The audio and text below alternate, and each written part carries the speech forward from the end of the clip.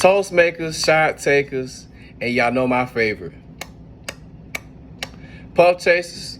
This is your great Sir Bradley Ashton back with another installment of I Got 5 on it, where I'm just giving my 5 cents on topics that are related to the masculine male experience. But if you mind, please like, share, and subscribe, and help me get my subscribership up, and let's go on with the program, right? So y'all may see the thumbnail, right? And I tend to get a lot of my material from social media, in particular Instagram, Facebook, when it comes to relationships and just how a lot of things affect the modern male, right? So I saw a post. It was on Instagram, and I want to say the original post came from Spiritual Word.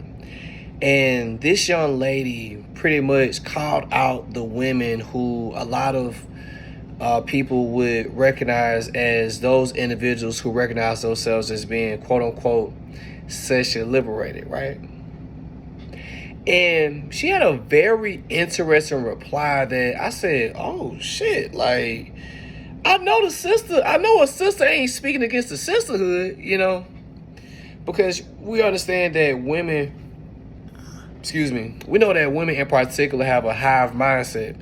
So to see a woman actually have an opinion that kind of goes against what a lot of women have been told not to really speak against, especially how, I guess you say combative the conversation of sex and sexual escapades are between men and women, I can't lie, it was actually a bit refreshing to see a woman just speak on really just what a lot of men have been talking about a long time in these spaces when it comes to women and their sexual exploration and I guess you say the self-perceived body counts and them pretty much running their mileage up, right? So in the post, she basically says, for a lot of modern women, it's cool to be sexually liberated until it comes time to settle down, right? Now, by the time you settle down, now you don't want to have sex on a regular basis with the individual that pretty much chose you out of all the men that this individual was involved with to spend the rest of their life with. And I was like, damn, like either she's in a relationship herself or she's had a lot of conversations with men who have been open and honest with her about their own experience with women. And I have to agree with her, right? Because you got to think about it like this here. We live in a society where we tell women that it's okay to sleep around, right? We pretty much give women the same type of relationship advice that we would give to a young man. Don't be in a rush. Take your time. Date a whole lot of guys so that you know what you want.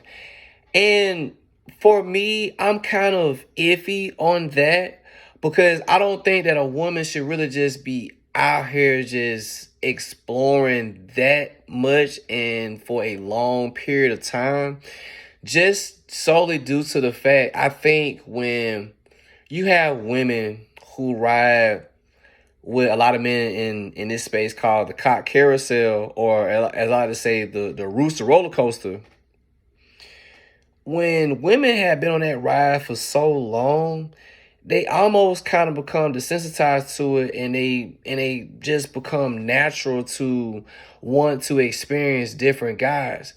And the thing that makes modern dating more of a battlefield, kind of, words of Pat Benatar, love is a battlefield. What make it a battlefield is, for men, we got to contend with the fact that whoever we decide to get with, this woman has a wealth of experience that pales in comparison to ours, right?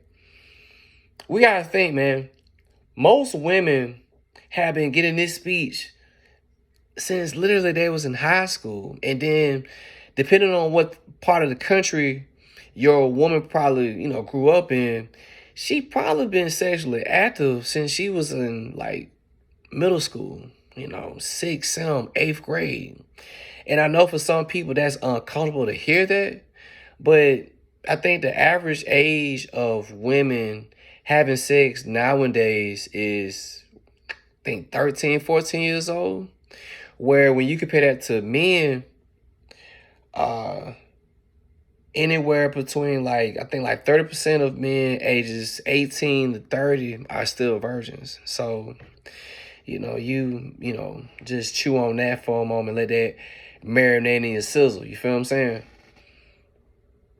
So when you talk about women who are sexually liberated and women who don't want to be policed about what they do with their bodies, right? It's one of those things where it's cool until it's not cool, right? Because you have to be thinking a long ball, right? And this is why men in particular, men who still value relationships and men who want to be married, this is why it's so hard for a lot of men to really want to date modern women, because we had to contend with the fact that we are having to fight through experiences that you have already gone through for the better half of 15 going on to 20 something years, right?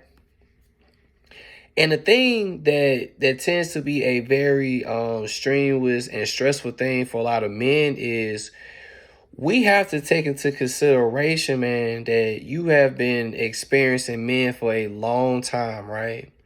And when you take into consideration the average age of women who get married in America, and that probably ranges between, when you talk like first time marriages, range between, 27, 30 years old, 27, 32 years old, somewhere like a 3 to 5 year range, right?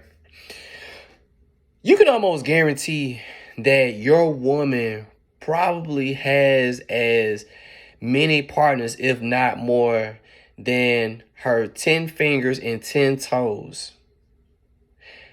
And when you talk about a relationship, that's a lot of experience to take into a relationship as a woman.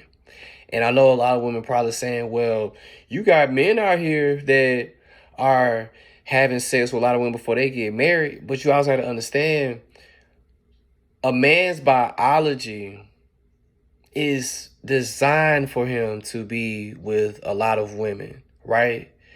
And see, the thing with men, we have a better job. I'm not gonna say that every man does this, but just, I'm speaking in generalities here. Men in general, we have a better sense of being able to compartmentalize, okay, this woman I just having sex with, I've heard, many gentlemen say that they treat sex like a handshake, you know. Um, is a very physical thing for us. We don't really involve emotions with sex with most of the women that we have encounters with, right? And I even heard women say, well, I do the same thing too. And you got to understand this. For a woman, you have what is called oxytocin, which is the love hormone, which when you have intimacies with men, it's supposed to bond you to that man. And you got to think, if you've been having sex over a long span of time and you are releasing this hormone with different partners every time you're having intimate relations, your ability to stick to that man is going to weaken over time, because you're giving that hormone away to so many different men and so many different partners, so many different intimate partners, to the point where by the time you get to your mate, you may not have enough left to even give that man. As to why some women withdraw sex as they get into relationships. Like, I remember seeing a meme where a woman said that she's had sex with all the men that she wanted to have sex with. Now it's time for her to settle down and get married. And it's kind of like, why would a man want to be with a woman who feels like, well, I didn't got all the eggplants and pickles, and I'm even say just for laughter say shrimps that you want. And now you find it a good time to want to get hitched and become somebody's wife, when you really should have been using that time that you was out here doing your thug thizzle to really put yourself in a situation to become a wife. Now, I'm not going to say that, what I'm saying is foolproof or that it's going to work 100% of the time. However, the younger that women decide to take relationships serious and decide to want to be someone's wife, I think the better they'll be off having a better outlook on sex and the levels of intimacy in which they decide to do with their husbands. Because when you have, and I like to call this D overload. When a woman has so much D overload, she's not going to be able to really operate at her most optimal, because she has too many. I like to compare it to a cell phone. She has too many apps downloaded on her cell phone to the point where she don't have enough room to allow that person in to really give the best optimal service that she can provide. So when you talk about allowing so many users to use your cell phone and to download so many different apps, you're not going to be, as effective as a cell phone, having 40, 50,000 apps on your phone if you only had 10 or if you only had 5, right? So when you talk about the whole sexual liberation thing, in my personal opinion, I think it works against a woman's best interest, because she has too much to compare from. Where now she's going to be trying to compare all the different men that she has had intimate relations with in the past. And in a lot of instances, and I've heard women say this, and I've also heard men talk about this too, often when a woman finally gets married, the man that she decides to marry was not her first choice. That man was probably her 4th, 5th, or 6th choice. So you're already getting what's left of her, or you getting her on her decline. And then on top of that, she's not even going to give you what she gave those other guys in the past. So what I like to just say in closing to a lot of the men is,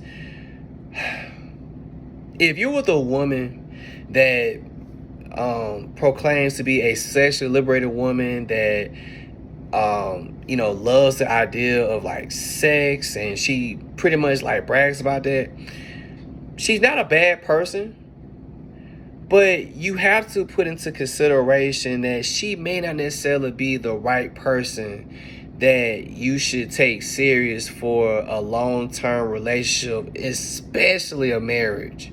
Because what's going to end up happening is she's going to compare you to all those different men that she's been with. And the last thing that a man wants to be put in is a comparison between men that he's never even met. That's unfair to you. And more importantly, that's unfair to y'all's relationship or potential relationship. So, men, I would just avoid having serious relationships with women who had that type of mindset, But again, fellas, this is just my 5 cents.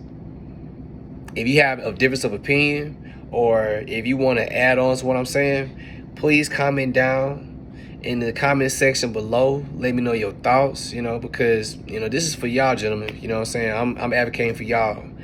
But until next time, eyes front, head high to the finish. See this shit through.